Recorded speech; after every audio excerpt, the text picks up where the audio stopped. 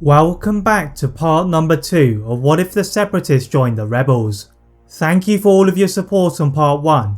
If you are not aware of the first part or are not subscribed, please do those first before watching this video. The Jedi Grand Master approached the fog-covered atmosphere, feeling that the battle between the Republic and the Separatists was still continuing, so he had to be careful of the clone troopers. The Jedi used the distraction of the droid tri-fighters to avoid the detection of the Republic gunships and swooped into the ocean beneath the formation of rock arches, landing on a small pontoon. Leaving his ship in the capable hands of R2-D2, Yoda searched for any Force sensitives, but he could not find any as he approached the land. The Grand Master was about to turn around when he caught sight of a large plume of smoke rising in between a cluster of trees. Yoda cautiously ignited his blade and walked towards the target, keeping a close eye upon any patrolling clone troopers, then began to put out the flames with the Force. As the smoke finally cleared, he heard groans of pain, and to his surprise, he saw all of the members of the previously powerful Separatist alliance grouped together. The Jedi instinctively pulled them all out of the wreckage, ignoring the crimes they had committed during the war, and dragged them all to a nearby docking area where R2-D2 was waiting. Yoda calmly escorts the captives into a dormant Republic cruiser as R2 enters the small hangar before he takes off for Alderaan again. The guise of the Republic ship helps to avoid all of the clones, and Yoda safely arrives back on Alderaan with his new passengers. As he lands, Bail Organa and Padme Amidala are keen to examine the prisoners, and they take satisfaction in seeing their once powerful enemies reduced to nothing.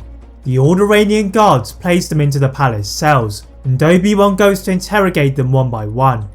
None of the prisoners are in a position to negotiate, as their valuables have been destroyed in the crash, but Gunray still had the master control signal, which could serve as a defense mechanism for the rebels. Yoda, Obi-Wan, Bail and Padme discuss how to best capitalize on these prisoners, and they decide that they could be useful allies if they could set aside all of their differences. Bail and Padme are seated opposite the Neimoidian representatives of the former Separatist alliance, and they begin to negotiate a settlement to cooperate in defeating their mutual enemy. The rebels easily persuade the still frightened Separatists, sparing the lives in return for control over their droid army. The key planet that the new alliance had to secure was Geonosis, as the droid factories were still standing, so they ventured to investigate. Yoda and Obi-Wan are guided by Poggle the Lesser, as well as the Techno Union onto Geonosis, and with the aid of a group of battle droids, they defeat any of the station guards. Just as Poggle began to talk to the worker drones, they hear a large explosion above them. Through their macro binoculars, they spot the asteroid belt above the planet beginning to be decimated, and the lone shuttle landed on the rocky plains.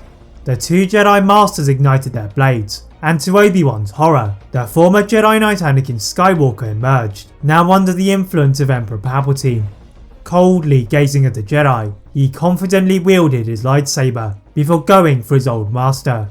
Any droids daring to cross his path were swiftly converted into scrap, and his old master had trouble keeping up with his refined rage. The presence of Yoda eased his doubts, as the Grand Master concentrated on Vader, then hoisted him into the air. The Sith apprentice let out a burst of anger, but was restrained by Obi-Wan, who could not bring himself to kill his Padawan. Vader is placed in a nearby Force containment field, and the Jedi set about changing the brutal conditions of the droid factories.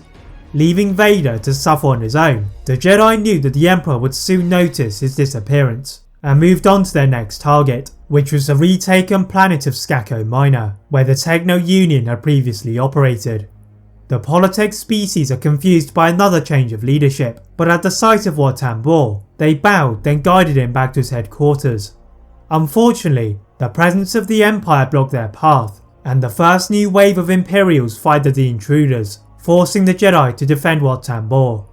The blaster rifles were no match for the lightsabers, and the Techno Union leader had his base back and began the development of concepts for new weaponry.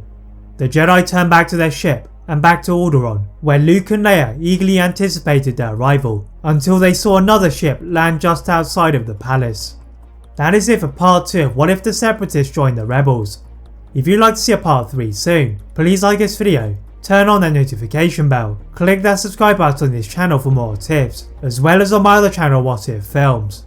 And as always, leave a comment on what if you'd all like to see next, and how I can improve my videos. Thank you all very much for watching, and see you next time.